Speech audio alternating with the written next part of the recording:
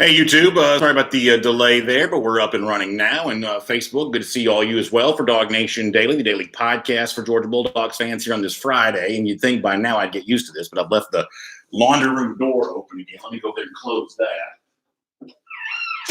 We'll get that taken care of and get back over here and sit down with all of you and get ready for a fun edition of our program. Good to have you with us. A lot to talk about. You may be able to see from the headline.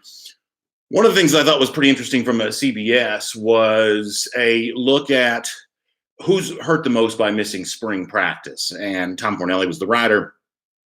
And near the top of his list, he did have Georgia for reasons that we'll get into. Now, Tom also says that maybe Georgia's not the SEC team most impacted by this. He mentions Richard Smith says I'm being loud. Why am I being loud? Maybe I'm just a loud person. I don't feel like I'm talking any louder than I normally do. But nonetheless, he mentions LSU and Alabama as teams more impacted by missing spring practice. But nonetheless, Georgia is one of the teams that kind of shows up on there. And for the podcast edition of our show today, I'm going to talk to Connor Riley more about this, and I'll have some more of my own thoughts about it. I mean, ultimately, I understand the point of, hey, you brought in a Todd Monken, you brought in a Jamie Newman, you brought in, these sort of new look guys, quarterback, offensive coordinator, everything else. And I don't want to, downplay the significance of trying to install a new system, trying to figure out what you have in a new quarterback. I don't want to downplay that. But of all the things that you have to worry about the transition to a new year, that for me is one of the things I would just probably worry about the least. That's just not, to me, that big of a concern. I mean, one of the things that makes Newman an interesting quarterback for Georgia is his athleticism. Well, the athleticism can be put on display even in a relatively simple offensive framework. And the point that I'm going to make on the podcast today when it comes to Todd Monken is I want to see his brilliance as a football coach, and I do think that Monken is a really sharp guy. I want to see Monken's brilliance demonstrate itself in simplicity. In other words, don't show me how smart you are by making things super complicated. Frankly, that was one of the things I think that doomed Todd Grantham when he was Georgia defensive coordinator going back years ago and may be harming him at Florida right now. Show me how smart you are by how simple you make things. I mean, take this iPhone, for instance. I'm not a super technologically savvy guy. That's not something that I'm great at. When you design the iPhone, Steve Jobs, whoever it was that invented this thing, makes it really easy for a guy like me to use. That's how you know the people who made it are smart. They make it easy enough for someone like me to use. Same thing with like Google when it was first invented. Google's got a lot more bells and whistles now, but in the initial days of Google, it's like one page and one box, and you simply typed into the box what you wanted to see on the internet. It was impossible to use it wrong. It takes a really smart person to design something that even an idiot like me can't mess up. And I think for a guy like Monken, in terms of designing an offense in a very weird season, show me you're smart by making an offense that can be easily understood and easily implemented. I think that's going to be one of the real stories for the upcoming season. We'll talk more about that on the podcast version of the show today, and we can talk about that with you here during our comments as well. Huge thanks to Kroger for making all of this possible. Of course, Kroger working hard right now to make sure that the shelves stay stocked. I was at the Kroger again yesterday. It's just amazing. It is really just, and by the way, huge thanks to my kids for making the Kroger graphic possible here. It is really amazing how well they're doing. And we've talked on our show here about some of the truck drivers who help in keeping that, shelf stock and store, full of stuff, looking the way that it's supposed to. So that's really cool to be able to see. And, for all of you who are going to get your groceries as well, huge thanks to Kroger for keeping everything rolling there. Of course, they got those extra hours right now. Monday through Thursday, you can do this if you're over 60 years old or if you're at risk, as defined by the CDC for the coronavirus. Well, from 7 to 8 a.m., you get your own special shopping hours with our friends at Kroger right now. It's an incredibly generous gesture on their part, and we really appreciate them doing that to make all this possible. Let me see if I can frame this up here on Facebook just a little bit better. That's a little bit better, yeah. Hat's a little bit wobbled. I'm a left-hander by I guess, birth, and for some reason, left-handers always have a tendency to put their hats on a little wobbly. I guess maybe an example of that here today. Art Kimber says, are we wearing the beard until the dogs return? Solidarity movement. So really the beard started off as just being kind of a sort of a coronavirus lockdown, thing to kind of pass the time. Then some people started saying, well, maybe it should be a beat Bama beard. Maybe you should wear the beard until Georgia beats Alabama in September, then you can shave after that.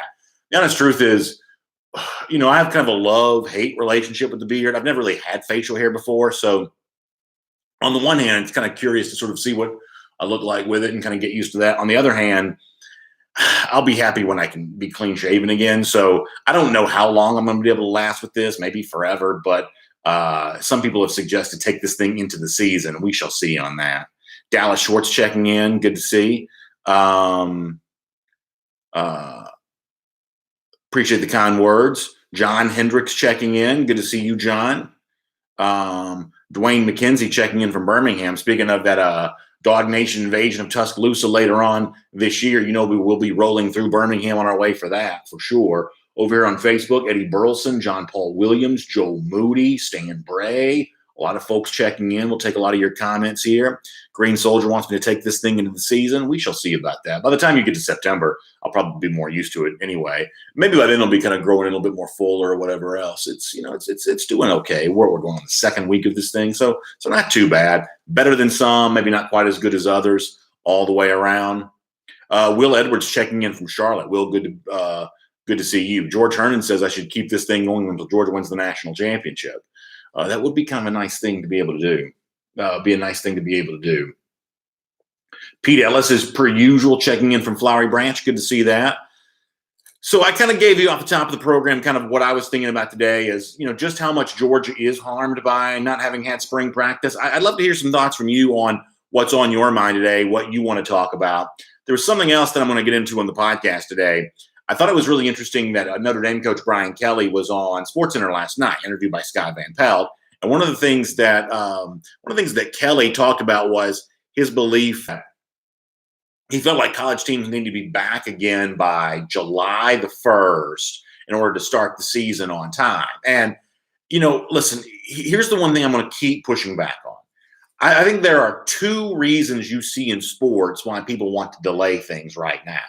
Some of these are legitimately related to the coronavirus, and some of these are more related to the inconvenience of having to get ready for something on a short notice. Take the NFL draft, for instance. NFL GMs that have wanted to delay the NFL draft are arguing for that for reasons that have nothing to do with the virus itself. They're saying that, we haven't had a chance to evaluate prospects and we're afraid to make picks if we haven't gone through our typical process. And Roger Goodell, and I salute Goodell for this, has essentially said, tough, I don't care, I'm not crying tears for you.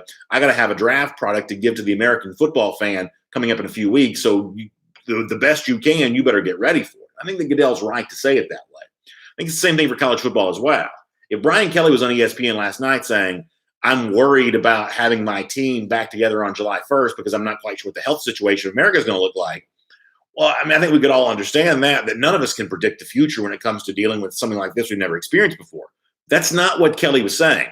If you saw the interview, you know this.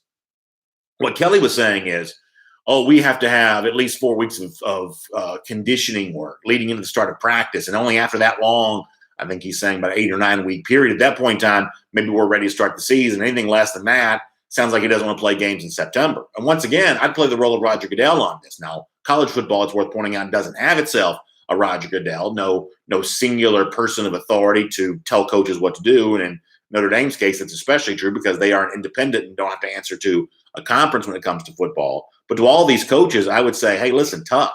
I'm sorry your plays are out of shape. I'm sorry that you're feeling a little bit disorganized or haphazard.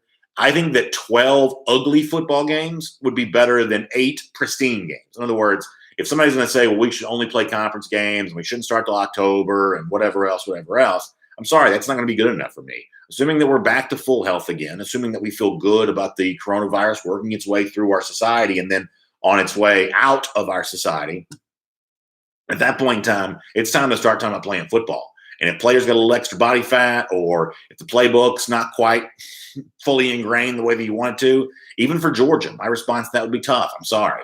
Go make the best out of it. An ugly football. Colin Norton says the beard makes me tough looking. He said he's had one for about 15 years. Well, if yours is 15 years old, then you probably look a lot tougher than I do. But I'll take a little toughness. I probably could use a little toughness in my life. I could probably use a little bit of that. Green Soldier says I'm a true blue Southerner on this one. Yeah, maybe so. That's probably true. Probably true. Dr. Mo Morris says it'll be like Little League season. Just show up and play ball. To a certain extent, Mo, that's kind of what I'm saying too. I mean, I think sometimes coaches get so nervous about being caught unprepared, or that people are going to criticize them for not having their team ready to go. But assuming that we are healthy, and who knows if we are, if we're not, assuming that we are healthy, the alternative is far worse, because if you start reducing the number of games that teams play, now for a school like Notre Dame, they probably not going to feel the effects of this because they're a rich school and everything else. But there are other programs that if you cancel a football game, you will also have to cancel a sport. And that's just a fact. Football pays for it all. And so if you cancel a September non-conference game, then the blah, blah, blah team later on, more likely to affect women probably than men, by the way, too, on this, because a lot of sports are women's sports. If you cancel a game, you could very well be canceling a sport. If you cancel part of the season, you very well could be schools out there, and a lot of these are at the Power 5 level, that an 8-game schedule or a shortened schedule by any stretch of the imagination would cause people to lose their jobs, would cause scholarship athletes to have to find somewhere else to go play. It is not too I guess dramatic to just sort of describe it that way. So one thing you're going to keep hearing me say over and over again is, it's not the platform for me to make any kind of prediction about what the health situation of America looks like. What's the word? Everybody says a epidemiologist or whatever. I can't even say the word. I'm not an expert on pandemics and things like that. I'm not going to make any kind of predictions about that one way or another. All I'm going to say is, if the world is healthy, here's what it should look like come September, no matter what. As Mo Morris said in our YouTube comment section a moment ago, get out there like Little League and just go play. A lot of these kids grew up playing in 7-on-7, and basketball players playing these AAU tournaments anyway. They don't practice half the time anyway. They just get out there and play. So college football may be the same thing on that. Let's do a few more comments. We can talk about something different too. Matt Rugavina says it's a 3-cup of coffee kind of day. Yeah, I've already had my 3 for sure. Phil Rogers says, hoping our players are working out to stay in shape. I do as well. And I keep coming back to this, and I know it kind of comes across like a joke, but I mean this seriously. If you look at my own sort of fitness and nutrition routine right now, it's very much upended. I talked to my wife about this last night before we went to bed. It's like, I don't really feel like I'm setting a good example for my kids right now, because I ate nachos for dinner last night. I mean, it's not what a good dad should be doing to set a good example for his kids. But for some reason, just being cooped up like this, it's like I'm going to go crazy if I don't have some carbs.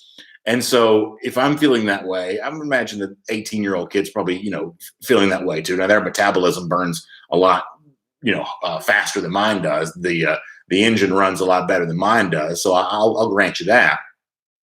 But nonetheless, I mean, when you don't have that, like Scott Sinclair doing this over a Zoom call or whatever you want to call it, is not the same thing as him, like Eddie, being right here in the side of your face, saying one more rep, one more rep, one more rep. It's a lot easier.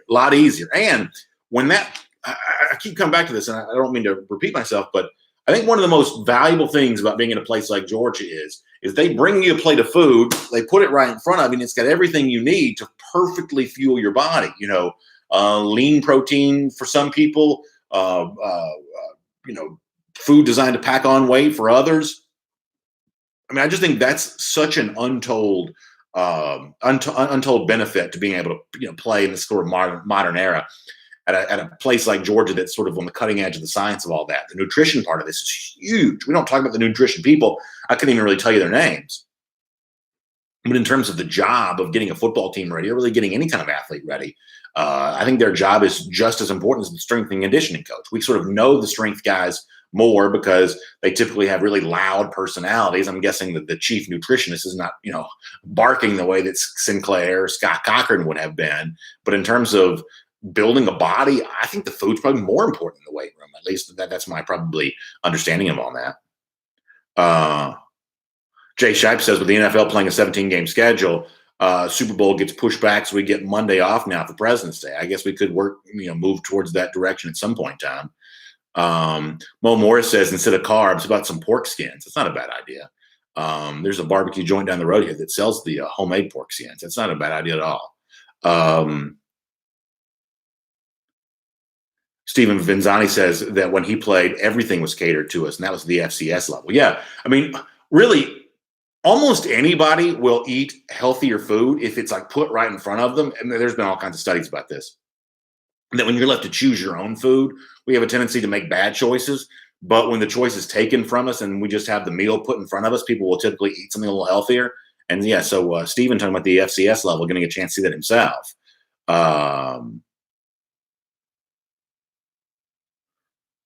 Let's see what else is going on here. Jan Armistead says unprepared comes from the LSU and South Carolina debacle. Yeah, obviously Georgia's got to try to avoid that October lull this season. The LSU game in 2018 to me is a little bit different because I do think that was a good team, not national championship good the way that they became in 2019, but still really, really tough to deal with. And unfortunately, that was a day in which Georgia got outcoached. And I hate to say it that way, but Dave Aranda befuddled Georgia's offense that day and, coerced Georgia into not running the ball. And then Georgia couldn't, put together an effective passing offense. It was an ugly day for Georgia. Pound for pound, I think the ugliest, even in some ways worse than the South Carolina game, was that LSU game, just by the way that Georgia just got completely manhandled. Yeah, there are all kinds of weird things happening in the South Carolina game this past year. So, yeah, Georgia's going to find a way to avoid that October lull this year. National champions don't typically take a week off. LSU certainly didn't take a week off last season. Clemson in 2018 didn't really, I don't think, take much of a week off. They did have, I guess, the one scare game because of the quarterback injury. But for the most part, national champions don't take a week off. I think that's a fair point to bring up. Keith Finney says, are you using beard balm, oil, and conditioner? It helps tremendously. Maybe I probably should at some point. I don't know if I have enough whiskers yet to quite do that. Plus, I'm not really getting out of the house a ton right now. So I think eventually I'll try to figure some of that kind of stuff out. Let's see what else is going on. Matt Rugavina says we're going to kick butt here in the second half in terms of responding to the coronavirus. I like that. This is a funny comment from Jeff Ingram, who says that Dan Mullen says he wants to play his entire schedule, except just not Georgia, just not LSU. That's pretty funny from Jeff. I like that. We need some stuff like that right now. Let's see what Phil Rogers is saying here. Let me see if I can get this down here to see what Phil Rogers is saying. Phil Rogers says no spring practice. Our players should be good to go except for Dominic Blaylock. And obviously Blaylock continues to rehab that knee injury. And, for the most part, I would say that his recovery is probably not all that different than otherwise would have been. He can still have contact with up to one person. That person that's helping him with his physical therapy can stay, the recommended 6 feet away. So I haven't talked to Dominic or his family, but my guess is he's probably going through the same kind of rehab he otherwise would have been. I don't think the coronavirus thing should slow that down too much. And that's still a tough injury to recover from, but I don't think he's probably impacted from the coronavirus too much. Silent Chaos says WD-40 is the only thing a man should condition his beard with. Well, that's good to know. That's I guess also a tough guy there as well. Blake Eckel asked, did I see that Kirk Herbstreit come out and say that he thinks the 2020 season will be canceled? So I saw this just before we came on the air, and I wasn't going to bring it up. And since you bring it up, I'll say it. I have such mixed feelings about Kirk Herbstreit because on the one hand, I think that Kirk Herbstreit is terrific on television. He's just a really, really smooth broadcaster, a terrific, a very effective communicator on behalf of the sport when he's on TV. And when we've had a chance to interview him a few times, he's always been great in those interview settings. He's just really good there. But somehow, if you get Herbstreit off of television, it turns into an unmitigated disaster. Herbstreit may very well be the worst Twitter user of anybody who's famous. He's always getting these odd arguments. He's just so heavy-handed, and I think Herbstreit on Twitter is just awful. And then you have this comment there as well. Once again, example of somehow you get this guy off an ESPN camera, and he doesn't. I think speak as fluently about being an advocate for the sport. The fact that Herbstreit, I haven't seen the full, context of the comments. I'm sure I may address this more in the podcast edition of DawgNation Daily presented by Kroger later on. But the fact that Herbstreit would flippantly say, I think it was to a TMZ reporter, I think the fact that Herbstreit would flippantly say, yeah, they should just cancel the entire season, or even suggesting that's a possibility right now, I think is totally irresponsible. Let me give you specific, for instance, as to why. Herbstreit makes millions of dollars. You know why he makes millions of dollars? Is because the broadcast that he's a part of, the ABC Saturday night game, the Saturday morning college football game day, is a very attractive product for advertisers. Now, you know who gets those advertisers to come on board? Salespeople, salesmen, saleswomen. They get advertisers to come on board. Right now, here in March, is the time that they're working to get all of this sold for the upcoming year. Now, obviously, the coronavirus has changed everything with the way we're doing business in our country right now. You can flip on the news and spend 5 seconds watching, you can see that. But for the people who are trying to convince all the big-time blue-chip advertisers to come back on board for college football on Saturday nights or ESPN game day on Saturday mornings to make Herbstreit more and more millions of dollars, to have Herbstreit saying, yeah, they should just cancel the season now. Well, if you're a prospective advertiser for college football, what do you think about that? I mean, does that make you want to write a big check or sign a contract to agree to be an advertiser for a season you're not even sure is going to take place? I think it was totally irresponsible for Herbstreit to say that. I think it comes across as arrogant because Herbstreit doesn't need the money. He's got millions of dollars, and if the season were to skip a year, I think he probably feels pretty confident that his job would remain in place for the following year. But as I said before, if college football did skip a season, other coaches or other people associated with the sport, coaches, scholarship players, things like that, their life would not be quite as cozy a year from now as Herbstreit thinks his would be. So I think it was totally irresponsible on the part of Herbstreit. It's an example of the aspect of Herbstreit's personality I don't like. I think you saw this with the NBA. The NBA made a decision to cancel its season the day before. The SEC tournament decided like 5 minutes before the game was about to be played, okay, we can't play, we're going to cancel the season. There is no need to even talk about that right now. My prediction is by the time we get around to late summer, we're going to be back on practice fields playing football as business as usual. But if I end up being wrong about that, then the time to determine that is at that time, in July or in August or something along those lines. You don't have to make a decision now or even speculate on a decision now about what the world's going to look like come, August, September, or anything else. And for Herbstreit to say anything to the contrary, I think was irresponsible on his part. I think it makes him come across as arrogant. And I say that as someone who likes a certain aspect of Herbstreit. I'm greatly entertained by ESPN's College Game Day, but he needs to keep his mouth out of conversations like this because he doesn't know what he's talking about. Let me do a few more things here. We'll kind of get back onto a happier subject. I wasn't going to bring that up, but since the commenter mentioned it, I guess I better. James Crump says Herbstreit could be right if people don't start taking the virus seriously. That may or may not be true. It's not really my place to make any kind of prediction about that. John Shaw brings a really good point on a different subject. John says, shout out to our baseball team. This could have been a World Series year. Yeah, I mean, it just stinks. And I hate it for those guys. And I think that if you live outside of Athens, I think it's easy to forget just how popular that baseball team, that sport has become. Foley Field's sold out all the time.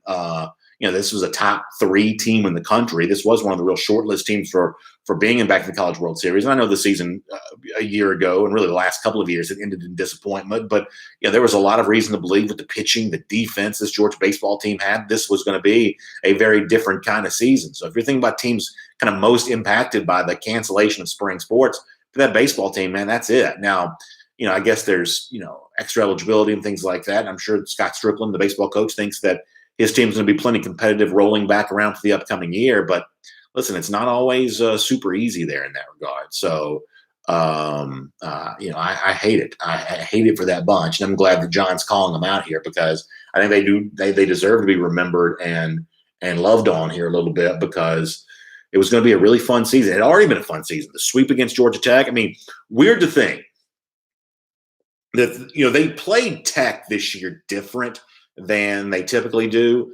Whereas like the last few years, Tech had been intermittently, is it the right word, sprinkled in one game type deals during the middle of weeks throughout the season. And this particular year, they decided to play Tech all at once, like a traditional, almost SEC style weekend series with a Friday night game, a Saturday night game, and a Sunday game. And one game was in Athens, one game was at Russ Chandler, and then the final game was at Cool Ray Field this year, where the Gwinnett Braves, or I should say the Gwinnett Stripers play. And I think the reason why that is, and I don't know this to be true, but I think the truest park playing surface just wasn't in game ready conditions, given the fact that it had that snow skiing thing or whatever there. I don't know that to be true, but that's what I assumed was true. Maybe I shouldn't even speculated about that. Either way, the teams had typically played at Truist Park, the Braves home, but this year they're playing at the Gwinnett Striper Stadium. My understanding was, I wasn't at the game. My understanding was it's totally sold out, great atmosphere, almost like a super regional style atmosphere for that Sunday game.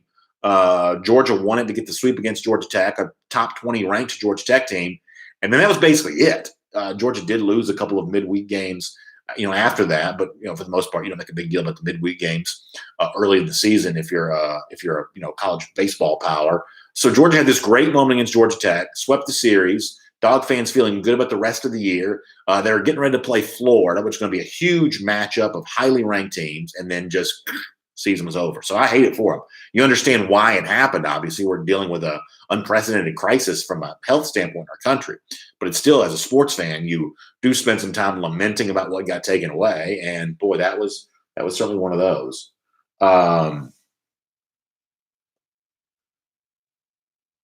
Phil Rogers says, "We dogs in Jacksonville looking forward to playing Florida in Gainesville. One of these days, you may get your chance on that." Now, I'm still a big fan of the cocktail party, but I mean, I've certainly been willing to acknowledge that the direction this is kind of moving is in the direction of maybe one day being home at home, even though I'm going to miss that tradition if it goes away. Let's see what else is going on. Keith Fold says he had tickets and hotel rooms for 5 baseball games. I hate that, man. And then in addition to that, my son had his his like rec league team. He's 8 years old. And that season got officially canceled this week. So I mean, there's a lot of people dealing with a lot of disappointment right now. I coached the team. I was really looking forward to that, and just a lot of us. And it goes without saying that it pales in comparison to people being healthy and everything else. But we're all human beings. We can't help but think about what it is that we're missing out on, and whether it be baseball games you're going to travel and go see, those college baseball environments are so much fun, or getting a chance to watch your son play baseball, whatever else. It's just fact of life. You're going to be missing that if it's not taking place. Ardell Della Tardell talking about Kamar Wilcoxon, who has decommitted from Florida. I think it's the second time he's decommitted from Florida. Am I right about that? He decommitted once, recommitted, then decommitted again, I believe, if I'm right about that. Green Soldier says, "Do you see those baseball players getting another year added to their eligibility?" I believe that is what the NCAA has said they're going to do, I believe. DWB on YouTube says, "We need some recruiting news. Feel like the dam's about to break with our top 5 between Carter and Mondon, Edwards, Mims." So I guess the news that's out there today is Travion Henderson has said that's the elite running back that he's made up his mind. He didn't announce his decision, but he said he's made up his mind. It's kind of funny. I think he tweeted the same exact phrase that Zach Evans wants you. I think that didn't Evans back around December or whenever it was say, "I've decided." I think that Henderson's tweet was essentially almost the exact same thing. A lot of people still think Henderson's going to go to Ohio State, so that'll be, if that does go down, that'll be both Evan Pryor and Travion Henderson for Ohio State. That's the online chatter anyway. I don't know if it's true or not. That's what the online chatter is. So that's I guess the big news is out there right now. In addition to Wilcoxon decommitting from Florida, Henderson hinting that he's ready to make his announcement. Dallas Schwartz says, "Will D-Rob break out this year, or is that hype going to be unfulfilled?" So when I think about guys currently on the roster who could most benefit from a Todd Monken offense, I think of D-Rob as being one of those guys. And I've said this a million times, that by the end of the year, I think that Georgia was trying to do more to get Robertson involved. It just wasn't working. He was being targeted, and just for whatever reason, the catches weren't coming. So from that standpoint, I think that Georgia was. It's not like Georgia wasn't using him. Go back to 2018, you can make a case Georgia wasn't using him. By the end of last year, Georgia was trying to use him. They just weren't getting the results from that. However, in a little bit different designed offense, which is what I assume that Monken's going to be, I definitely think that Robertson has a chance to benefit from that. I think that's a good question. John Kitchen, thanks for the kind words. Appreciate that. Back over here on Facebook just for a moment. We'll get a few more.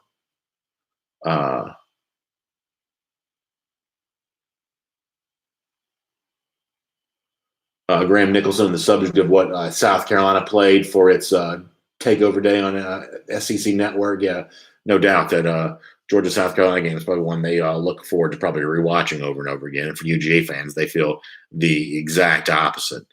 Terrell Jennings says Falcons now have 11 first rounders in offense. Yeah, it's pretty amazing. Pretty amazing. I think it's also been kind of fun. I know I talked to Connor Ollie about this on the podcast edition of DawgNation Daily presented by Kroger today. But I think it's really kind of fun how the Falcons are kind of selling this sort of Georgia connection right now, putting on a lot of Todd Gurley highlights, for instance, really kind of selling this SEC connection to Fowler from Florida and Hurst from South Carolina and Treadwell from Ole Miss. They're doing a lot of that right now, which is pretty fun to be able to see. Pretty fun to be able to see. All right, let's do a few more here. But I'll also remind you, we're kind of rolling into our R.S. Andrews cool down. Don't forget air conditioning, heating, plumbing, electric. And I say air conditioning right now because it's going to be really warm this weekend. And listen, I don't care what kind of social distancing we're going through right now. Hard enough to stay indoors all day long as it is. Even worse if you find yourself not with enough air conditioning for the weekend. So if yours is not working, my friends at R.S. Andrews can come out and give your system that big tune-up, that checkup, and get it back to factory fresh specs. But you've got to find them online. More details about that at rsandrews.com. Tell Dorian and the whole team over there that we said hello here. Joe Barger says he thinks that D-Rob's hamstring hurt him last year, and you could very well be right about that because there was plenty of chatter about that. I don't know what's true and what's not, but there was definitely plenty of chatter that maybe his hamstring wasn't 100% healthy. Jake Shipe says thoughts on the Falcons' new uniforms, yay or nay? Have they announced those? Have they released those? I know they're getting ready to. I didn't know they had dropped those. Let me see if I can find this. Yeah, I wasn't aware that they had necessarily dropped these. Now I got to go check.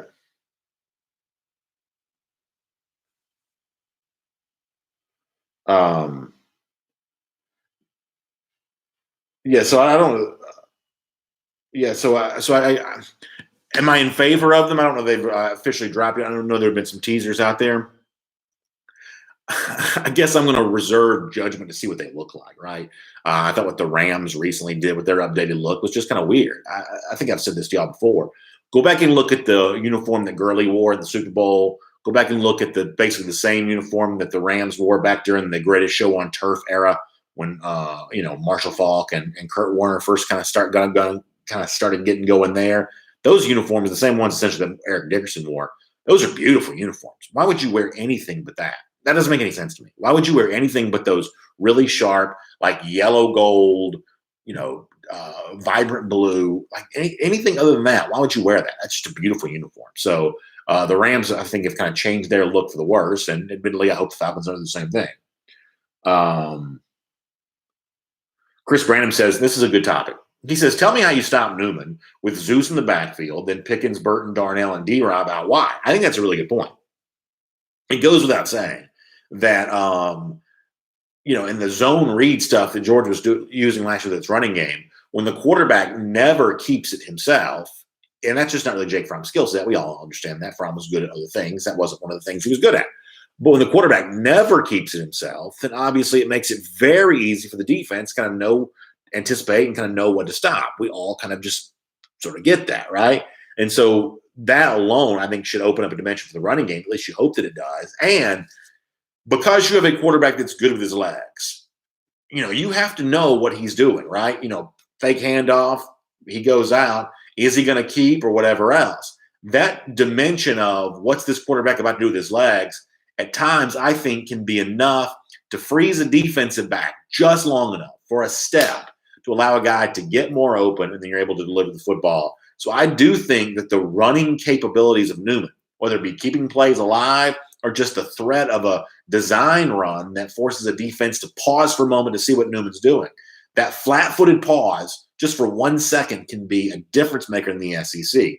So receivers, I do think, will benefit from having a more of a running quarterback. Not to say that you have to have, Michael Vick every single year, but for Georgia this year, having a quarterback that's dynamic with his legs, I do think that the commenter's right. The receivers could benefit from that. I think that's probably true. Mark Drury says that all he knows is turkey season. The boat ramps are still open. It's funny. I was I had to be out of the house for a minute yesterday, and I was driving up Brownsbridge Road, up way up north in Forsyth County, and I looked over there on Lake Lanier to my right, and there's like this one boat like sitting out in the middle of the lake. And this guy standing up, he's got his reel in his hand, he's fishing, and I was like, man, that's social distancing right there. Like there's not a person within a mile of him, or at least what looked to be a mile. I'm exaggerating a little bit, but he's out there. This sun shining down this lake, conditions just as calm as they can be. He's not within. He's got nobody near him, not a care in the world. I was like, that is what social distancing is all about right there. That's definitely my social distancing goals for sure. Somebody talking about the Justin Kyle Haley on the hype surrounding Amarius Mims. Yeah, so I think different evaluations are going to vary. Different people are going to have different opinions, and it sounds like he's basing that on having a chance to see Mims play a couple of times. I understand where that's coming from. Michael Porter says, "Stay safe." Yeah, we're doing our best. We're trying to stay as safe as we can. Jake Shipe says he's excited about the new look Georgia offense, and I think a lot of people are. There is no question about that. Let's see a couple other things here. James Crump says he thinks that Georgia will have an advantage with Newman starting at quarterback with the camp and season starting late. Yeah, I think even if your guy doesn't have experience having been with you, I think there's still something to be said for the experience that comes from just having been around the game for a while, being a guy mature enough to have graduated college from an elite academic institution like Wake Forest. If you're trusting a guy to be good on his own when you're not there to oversee him, the stock that Jamie Newman's built from, that's about all you can ask for, right? That's about all you can ask for. By the way, speaking of all you can ask for, Kroger's providing that for you right now. Let me give a shout out to them here real quick, because if you're looking for work right now, Kroger has got you taken care of here. You can go to jobs.kroger.com. That's jobs.kroger.com. So if your work schedule's been upended because of what you're dealing with, Kroger is looking to hire right now. Jobs.kroger.com, and you can find out more about that. All right, a couple of more, then we got to get ready to go. VTW says he'd love to see the Falcons get Xavier McKinney. That's an interesting name to think about. That is an interesting name to think about, VT. Let's do a couple more here before we get out of here. By the way, Eddie says hello to everyone, says stay safe. Hope you're getting ready for a great weekend. Thanks for being here. Realistic one says, who do you think starts opposite of Eric Stokes, Tyson Campbell, or will someone else supplant him? So I think, and you have to really go back to like the first quarter of the season last year to see a healthy Tyson Campbell. That's one of the things that really kind of gets washed away is that turf toe, right? That toe situation that Campbell was dealing with. He was just never very healthy, again, the rest of the year. I think the only thing that you need to demonstrate to show that is there was a lot of times when George was playing with 7, 8 defensive backs in the game against LSU, and Campbell, a lot of the cases, was not one of those guys. So even by the end of the season, Campbell just was not that healthy and just not able to really provide. But in the early going of the season, I think you would say that Campbell performed pretty well for Georgia. So this is a guy that got a lot of experience in 2018, and by the end of the year, yes, he'd been kind of overtaken for that job by Eric Stokes, and Stokes has gone on to be a really good cornerback. But you got a nice little combination here. Former 5-star prospect, plus experience, plus a guy that I think showed legitimate improvement prior to his injury this past season. So if we assume health for Campbell this upcoming year, and why would you not? But if we assume health for Campbell this upcoming year, I think Campbell is very difficult to beat out for starting position. And I'll add to that, the fact that DJ Daniel had to play in place of Campbell so much speaks really well to the depth that Georgia has accrued there. Also, Tyreek Stevenson, a guy that maybe at the beginning of the season wasn't quite ready, or at least as ready as you want him to be, but by the end of the year was playing a whole lot more, and certainly near the end of the season also had kind of become an effective. They used him a few times as like that blitzing cornerback from off the edge, something along those lines, and Stevenson seemed to really enjoy that. He kind of found a role by doing that. So I think that Campbell comes back healthy, and I think he will. I think that Campbell's one of your starters alongside Eric Stokes. And because Campbell was hurt this past season so much, I think that greatly benefits your depth. And by the way, we've just talked about a lot of guys contributing that cornerback spot. We haven't even gotten to Keely Ringo, who, as an incoming freshman, may be as talented as anyone Georgia's had thus far during the Kirby Smart era. That's how deep and talented that Georgia secondary could be at those cornerback spots. And we know cornerbacks are crucial for beating teams like Alabama. And in the event that Georgia were to play an LSU again, beating a team like that, certainly Clemson, the collection of receivers it has, those cornerbacks are crucial. And Georgia right now is as deep as anybody when it comes to that spot. And that's not to say anything of a blossoming Lewis Seen at safety and a Richard LeCount veteran presence on the other safety spot. Just keeping it to cornerbacks here for a moment. Georgia's got a lot of nice depth, but I have not sold any of my Tyson Campbell stock. I still think that Campbell is a very, very impressive player. I think the 2020, what year is this? 2020. I think the 2020 is probably the moment in which Campbell goes from being a prospect to being a true known commodity. I think that for Campbell happens this year. That's my take on that. All right. Anything else we want to do before we get ready to get out of here?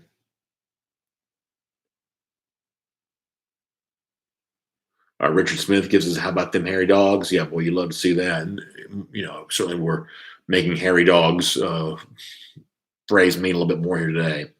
Cliff Payne says if the wide receiver core comes together along with Jamie Newman, the sky is the limit. That's what's holding UGA back last year, just an offense that couldn't get on track. I think that's true.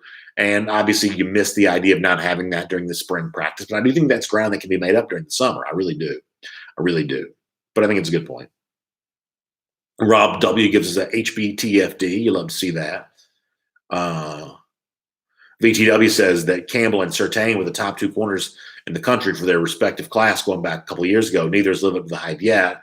Yeah, but I also don't think that, I can't really speak for Surtain as much, but in Campbell's case, you may say he hasn't lived up to the hype of where he was yet, but I also don't think there's any reason for Georgia to have been dissatisfied with what it's got from Campbell thus far.